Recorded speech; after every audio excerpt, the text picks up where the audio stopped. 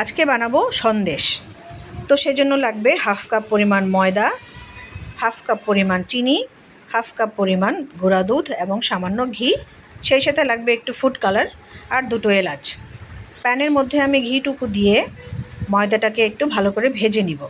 Just ঘিয়ের সঙ্গে ময়দাটা মিক্স হয়ে গেলেই হবে, খুব কড়া করে ভাজার দরকার নেই। তো এটা যখন ভাজা হয়ে যাবে তখন এটাকে আমি উঠিয়ে রেখে দিব অন্য একটি পাত্রে। আর এখন দিয়ে দিব প্যানের মধ্যে চিনি এবং পানি। যেহেতু আমি হাফ কাপ চিনি নিয়েছি, তো পানিটা আমি হাফ কাপের থেকে একটু কম দিব। তারপর দিয়ে দিব এলাচ দুটো।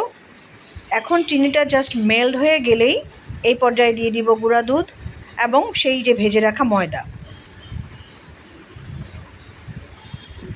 তো এটাকে ভালো করে মিক্স করে আঠালো একটা ডোতে পরিণত যখন হবে এবং প্যানের গা ছেড়ে দেবে, তখন এটাকে নামিয়ে নিব। এই যে আমাদের ডো এখন রেডি। এটা সম্পূর্ণই প্যানের গা ছেড়ে দিয়েছে। তো এটাকে এখন নামিয়ে নিব আর দুটো ভাগে ভাগ করে নিব, যেহেতু আমি এক ভাগে কালার মিক্স করব। আমি কিন্তু এক ফাঁকে একটু গোলাপ জল দিয়ে নিয়েছিলাম, ভুলে গিয়েছি।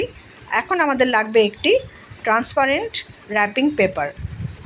তো এক ভাগে আমি কালার মিক্স করে নিচ্ছি। যার যেরকম কালার পছন্দ সে সেরকম কালার মিক্স করে নিতে পারেন।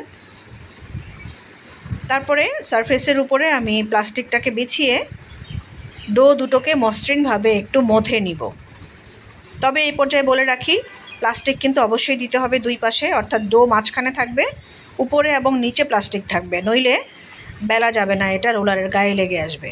তো আমি লম্বালম্বিভাবে একটা রুটির মতো বেলে নিব।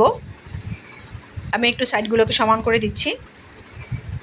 তো এটা এক পাশে রেখে আরেক পাশে আমি রোলার দিয়ে এই লাল রঙের ডোটাকে একটু বেলে নিচ্ছি।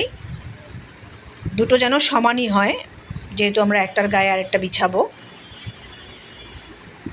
তো একটু ধৈর্য নিয়ে কাজটা করতে হবে। তারপরে সেই সাদা রঙের গায়ের উপরে আমি লাল রঙের ডোটাকে দিয়ে দিলাম। তো এবার প্লাস্টিকের সাহায্যে চেপে চেপে একটা লম্বা রোল তৈরি করে নিব, যেভাবে আমরা সুইস রোল তৈরি করি। একটু ধৈর্য নিয়ে কাজটা করতে হবে।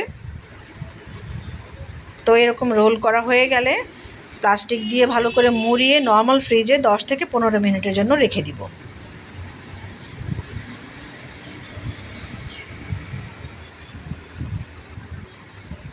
আমি নামিয়ে নিয়েছি 10 থেকে 15 মিনিট পরে এবং হাত দিয়ে একটু লম্বালম্বি করে আর একটু চেপে চেপে রোলটাকে লম্বা করে নিয়েছি। এবার দুই পাশ থেকে অসমান সাইডটুকু কেটে নিব আর ছুরির সাহায্যে ধীরে ধীরে এটাকে কেটে নিব।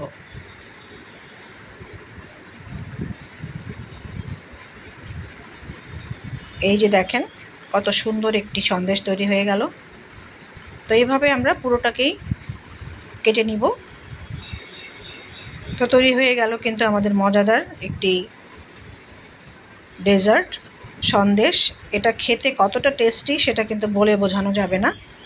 আর আমি যেহেতু খুব অল্প উপকরণ দিয়ে এটা বানিয়েছি, সো যে কেউ এটা ট্রাই করতে পারেন। আর ট্রাই করা হয়ে গেলে আমাকে ইনবক্সে জানাবেন কেমন হলো। এটা নর্মাল ফ্রিজে বক্সের মধ্যে রেখে কিন্তু 10 থেকে 15 দিন পর্যন্ত আপনারা খেতে পারেন। তো এই তো রেডি হয়ে গেল আমার সুন্দর দেখতে একটি ডেজার্ট ময়দা এবং গুঁড়া দুধের সন্দেশ।